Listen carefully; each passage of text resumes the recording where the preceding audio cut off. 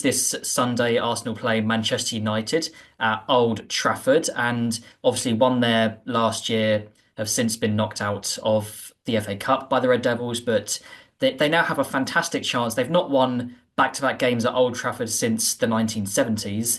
And with Man United in their current state, is this Arsenal's best chance to potentially do that this weekend? I'd say yes if they had forwards, but at the moment I still don't see where goals are coming from Arsenal. But it is a good opportunity. Look, United are a shambles most of the time, have been all season, and but the thing with United is they've got the individuals to win games. I think sort of collectively, as I said, I think they're a bit of a shambles, and I'm surprised that Amorim hasn't got them to a stage where they're stronger now than they are. I'm really surprised. I still think he's a good manager, and I think long term he will turn things around at United. It's just an incredibly tough job. It's very similar to how Arteta arrived at Arsenal. I look at where United are now and where Arsenal were Arteta arrived. I think there's loads of striking similarities in terms of the wage bill, big characters, players who need to go, get your own players in.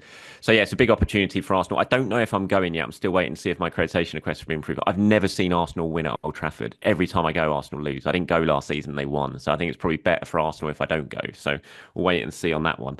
It's just a horrible place to go as an Arsenal fan. That place is just. I think after kind of winning the league there in 2002. I think it was like, okay, you win the league in 2002, but now you're cursed for the rest of eternity when Arsenal go to Old Trafford. It's just been horrible. Some horrible viewing, some really big, high profile defeats. I don't think that'll happen this weekend, but you just never know when Arsenal goes to Old Trafford. But it's definitely a big opportunity because United aren't, they're certainly not they're not a team to fear by any means. I think all Gooners might be begging you to not go to Old Trafford now if you really are this I bad think luck so. charm you've made yourself out to be. But obviously, Arsenal and Man U are both in European action this week. Arsenal play tonight on Tuesday, Man United on Thursday. So, how big a boost could that be, Arsenal having 2 more days rest?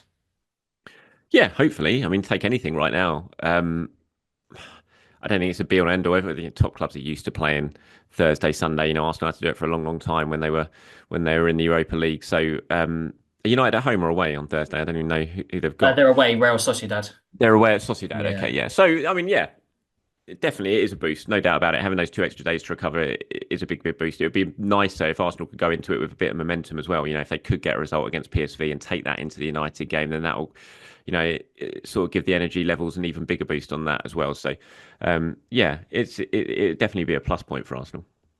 Certainly so, yes. And you've already talked about we've talked about Chido Obi and potentially how he could have helped Arsenal right now. Looking like, he could be in contention to start this one because Højlund has not been effective at all for Man United. And then in the FA Cup loss to Fulham, Chido Obi came on, had 3 big chances, which is the same amount as Højlund has had in the entire Premier League season. So, the script is written for Chido Obi to come on and score the winner for Man United. But I mean, how much, if he had stayed at Arsenal, given their attacking injury crisis, would he be starting games for Arsenal right now, do you think? Well, he'd have a chance. I mean, you got a midfielder starting games for Arsenal up front. So yeah, if he was there and he was fit, then I don't see why he wouldn't be. I thought he was he was okay against Fulham. He very much looked like a very young, inexperienced striker.